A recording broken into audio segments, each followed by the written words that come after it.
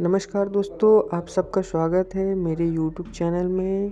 दोस्तों, आपने तो ये तो सुना ही होगा कि ऊपर वाला जब भी देता देता छप्पड़ फाड़ के। लेकिन दोस्तों, आपने ये कभी नहीं सुना होगा कि जब भूत भी किसी को देता है तो छप्पड़ फाड़ के देता है। ऐसा ही कुछ घटना एक व्यापारी के साथ घटा था। दोस्तों, बहुत पुरानी बात है। एक गांव में एक व्यापारी रहता था जिसका नाम था रामफल। रामफल एक बहुत ही गरीब व्यक्ति था और वह अपने परिवार को पालन पोषण के लिए गांव-गांव घूमकर टीन पट्टी और खाने के सामान बेचा करता था। ऐसा ही एक दिन वह अपना सामान बेचने के लिए दूसरे गांव जा रहा था और उसको दूसरे गांव जाने के लिए रास्ते में काफ़ी घना जंगल पड़ता है। जाते समय जब वह कुछ देर चलता रहा तो वह थक गया और सोचा कि इसी पेड़ के नीचे बैठकर कुछ देर आराम कर लिया जाए। और वहीं वह पेड़ के नीचे बैठ गया। बैठे-बैठे कब उसे नींद लग गई उसे पता ही नहीं चला।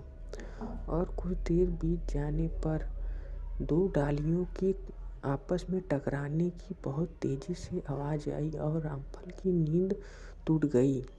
जब उसने इधर-उधर देखा तो आपस में दो डालियाँ काफ़ी तेज़ी से टकरा रही हैं और वह समझ गया कि यह काम हो न हो किसी भूत का है।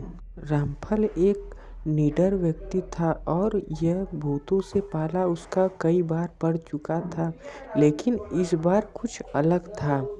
फिर भी रामफल डरा नहीं और वह उन नज़ारों को देखने लगा और सोचा कि चलो कुछ देर टाइम पास कर लिया जाए इन भूतों का खेल देखकर। लेकिन और तेज़ी से आवाज़ें आने लगी डाल से। तो रामफल समझ गया कि यह कोई खेल नहीं है, अपितु भूतों का लड़ाई है।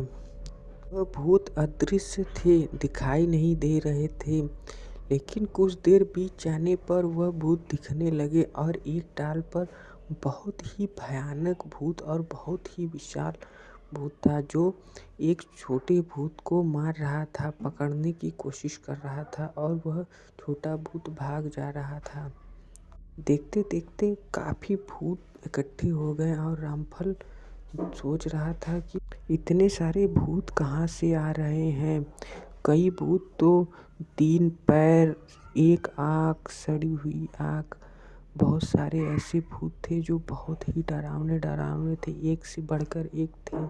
पर जो बड़ा वाला भूत था वह एक छोटे भूत को पकड़ के मारने लगा और कुछ देर बाद सारे भूत धीरे-धीरे गायब हो गए। तो रामफल सोचा कि चलो अब चलते हैं, लेकिन जब रामफल जाने की तैयारी करने लगा तो किसी की कदमों की आवाज़ उसकी तरफ बढ़ते हुए उसे सुनाई दे पड़ रहे थे। जंगल में पत्ते गिरे थे और किसी के चलने की काफ़ी आवाज़ आ रही थी और रामफल घबराने लगा। ऐसा तो वो कभी घबराता नहीं था, लेकिन वह घबराने लगा और भूत उसके पास आके बोला, रुको, भागो मत। रामफल बोला, तुम कौन हो, सामने आओ। तो भूत बोला, मैं भूतों का राजा हूँ। और भूत रामफल के सामने आ गया और वह बहुत ही बड़ा और बहुत ही विकराल था। भूत बोला, मुझसे डरो नहीं, मैं तुम्हें कुछ नहीं करूँगा।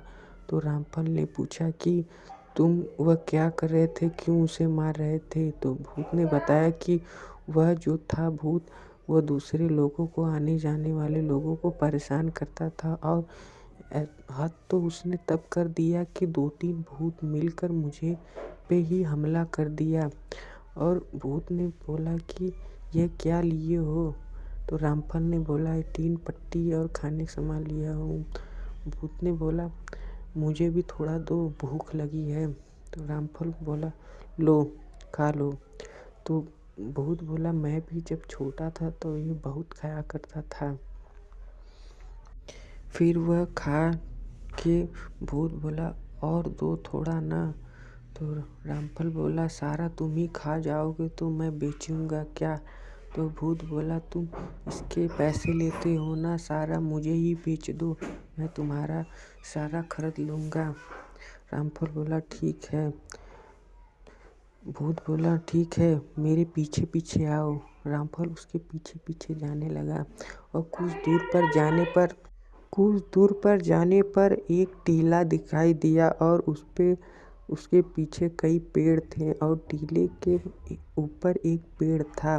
और भूत बोला इस पेड़ के नीचे तुम खोदो।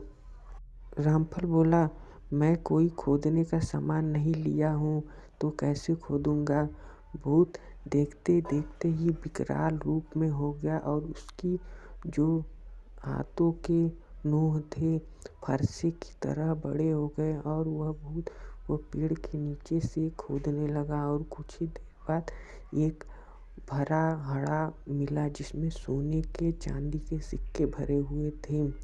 रामफल ने भूत को सारे टीन के पट्टी और खाने के सामान दे दिए। भूत उन खाने के सामान पर टूट पड़ा और रामफल जल्दी से वह सोने का घड़ा उठाकर अपनी घर की तरफ चल दिया।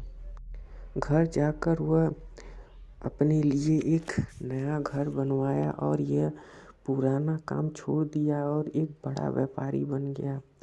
आज भी रामफल बहुत खुश है और रामफल के परिवार वाले काफ़ी खुश हो गए और काफ़ी अमीर हो गए। दोस्तों अगर आपको स्टोरी